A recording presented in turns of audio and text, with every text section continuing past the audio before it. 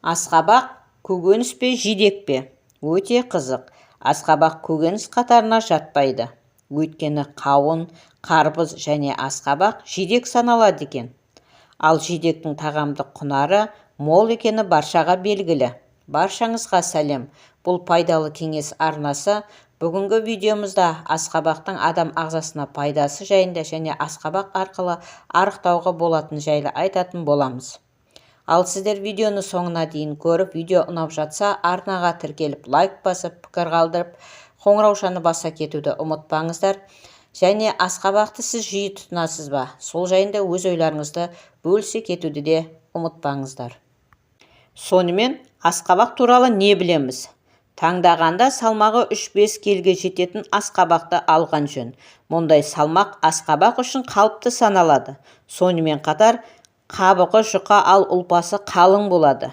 Оның үстіне ұлпаның пайдасы өте зор, әрі дәні де құнарлы.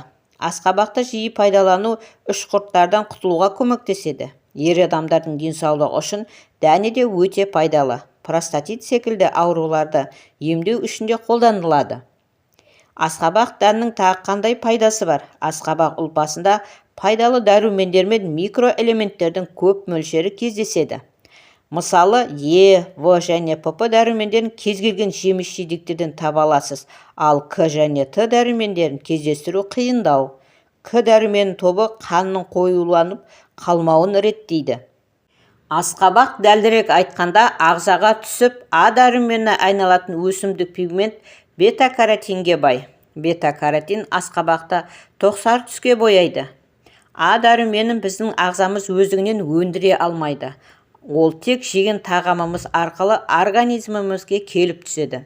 Егер бұл дәрумен ағзада жеткіліксіз болса, денсаулығымыз сыр бере бастайды. Атап айтар болсақ, көздің көруі нашарлайды, иммунитет төмендейді. Сүйектен бастап миға дейін түрлі тіндердің өсуі мен жаңаруы бәсеңдейді.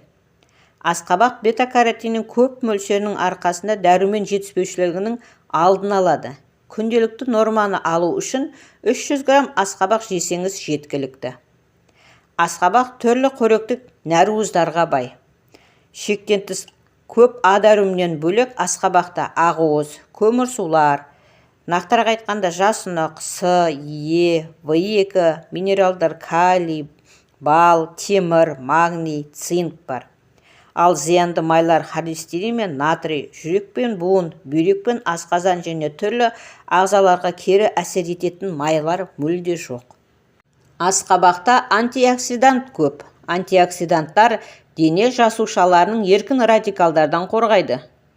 Еркін радикалдар тез қартаюға, созылмалы қабынуларға, жасушалардың мутациясына, жүрек қан тамыр жүйесінің ауруларына, мидағы бұзылыстарға, рак ауруына ұшыратады. Асқабақта альфа, бета-каротин, бета-криптосетин және басқа да антиоксиданттар бар. Олар ілгерідегі аурулардың алдын алуға көмектеседі.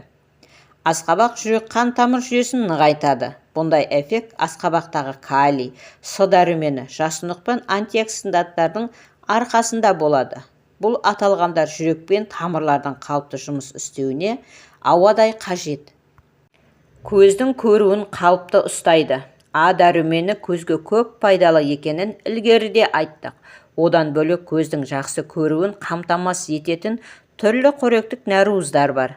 Асқабақ глютеин мен зеакситиннің қайнар көзі. Зерттеулер көрсеткендей, бұл катаракт мен сарыдақтың дегенерациясының алдын алады. Теріні жақсартып, ерте қартаюдан сақтайды. Бета-каротин ультракүлгін сәулесінен сақтайды. Коллаген өндіретін С дәрумені жарақаттан кейін терінің тез қалыпқа келуіне қамтамасыз етеді.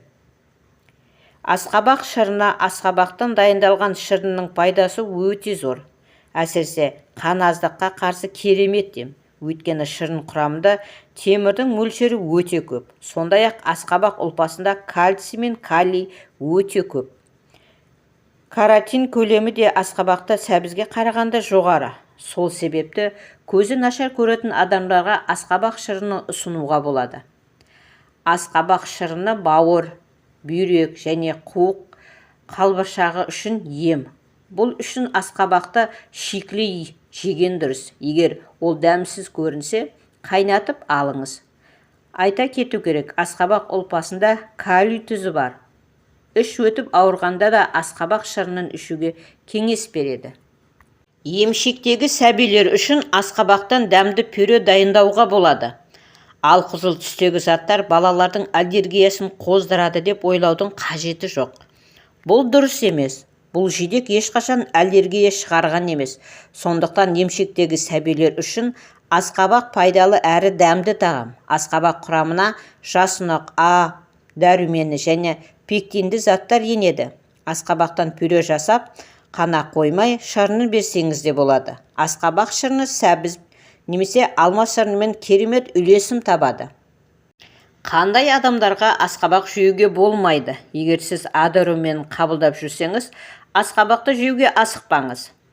Артық дәрумен бауырды бүлдіріп, бүйрекке зиянын тигізіп, остеопорозға алып келуі мүмкін.